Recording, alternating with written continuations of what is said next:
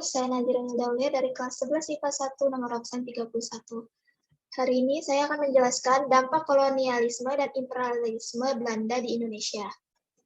Yang pertama, di bidang politik, disadari atau tidak, bentuk pemerintahan kita sekarang juga merupakan warisan dari pemerintah kolonial Belanda.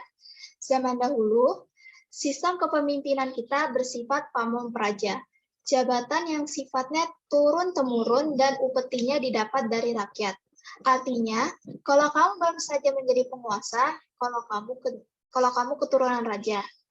Dendels dan Raffles kemudian mengubah menjadi pemerintahan modern. Bupati dijadikan pegawai negeri dan digaji. Bagi mereka, bupati adalah alat kekuasaan baik Belanda maupun Inggris. Melakukan intervensi terhadap kerajaan, hasil kerajaan kurang leluasa dalam pergerakan politik. Imperialisme dan kolonialisme yang pernah mendera Indonesia juga mengakibatkan hal ini. Contoh, aktivitas pemerintahan berpusat di Jawa. Hal ini akhirnya terbawa sampai sekarang. Meskipun saat ini kita sudah melakukan desentralisasi, tetapi tetap terasa bahwa wilayah Jawa seakan adalah pusat pemerintahan. Tentu saja, saat pemerintah kolonial Belanda menguasai Indonesia, tidak sedikit perlawanan yang menghadang. Salah satunya adalah perlawanan Ciamik lewat dunia politik. Kebanyakan rakyat bergerak melalui organisasi dalam maupun luar negeri. Yang kedua, bidang sosial budaya. Sayangnya, kedatangan kolonial memperburuk sosial budaya kita. Adanya Belanda membuat kita terbiasa hidup dalam kotak-kotak masyarakat. Mereka dengan sengaja membuat kasta antar golongan. Buat mereka, bangsa Eropa adalah yang tertinggi, disusul oleh bangsa Asia Timur Jauh, serta kasta terendah adalah kaum pribumi. Tidak hanya itu, penindasan dan pemerasan secara kejam juga terjadi. Upacara adat di istana-istana kerajaan juga dihilangkan, mereka mengganti dengan tradisi pemerintahan Belanda. Salah satu tradisi pemerintah Belanda yang masih lekat ada di Indonesia adalah budaya minum teh dan roti. Kebiasaan lain dari penerapan pemerintahan kolonial yaitu menggunakan bahasa Belanda. Di sisi lain, membawa pengaruh tersendiri. Sedikit banyak dari kita punya bahasa serapan yang berasal dari bahasa Belanda.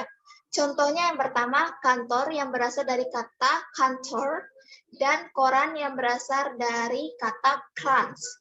Pengaruh lain dari Belanda ada pada karya sastra kita. Belanda yang memperkenalkan surat kabar pada tahun 1659. Tentu membantu dalam penyebaran informasi, bahkan penyebaran Katolik dan Protestan juga dapat ditemui dari koran. Sedikit info, 1959 surat kabar pertama bernama Batavia Concord. Pada tahun 1939 berdirinya percetakan Chitfair dan Company sehingga agama Kristen mulai tersebar. Pada akhir abad 19, bangsa Eropa dan Tionghoa ikut dalam perkembangan bahasa dan sastra. Pada awal abad 20, Kusumo Utojo, Ahmad Dajaningrat, serta Kusumo R.M. Sutomo, R.A.A. Tirtokusumo menuangkan ide nasionalisme lewat percetakan. Dalam bidang ekonomi, karena tujuan Belanda di Indonesia untuk mencari rempah-rempah, mereka harus membuat infrastruktur untuk mengangkut pasokan bahan makanan. Makanya, mereka punya andil dalam pembangunan rel kereta dan jalan raya. Bahkan mereka juga membangun waduk dan saluran irigasi. Selain itu, mereka juga membangun industri pertambangan dengan membuka kilang minyak di Tarakan dan Kalimantan Timur. Tetapi, dampak negatif dari cara mereka memperlakukan rakyat kita, kebijakan tanam paksa, dan juga ekonomi liberal yang mereka bentuk, membuat rakyat Indonesia dipaksa menjadi penghasil bahan mentah aja. Alhasil, kita tidak punya jiwa entrepreneur, monopoli dagangan yang dibuat VOC juga membuat perdagangan Nusantara di kancah internasional jadi mundur. Karena kita cuma tahu cara bikin bahan mentah, tetapi tidak tahu cara mengolah lebih lanjut. Terakhir, di bidang pendidikan. Di bidang pendidikan, pemerintah kolonial berhasil memanfaatkan rakyat kita untuk dijadikan pegawai administrasi yang terdidik, terampil, tapi dihargai murah. Secara pendidikan formal, Belanda menyusun kurikulum pengajarannya sendiri sampai abad ke-19. Maka ada kecenderungan politik dan kebudayaan yang dimasukkan melalui pendidikan. Masalahnya, akses untuk pendidikan ini dibatasi oleh mereka.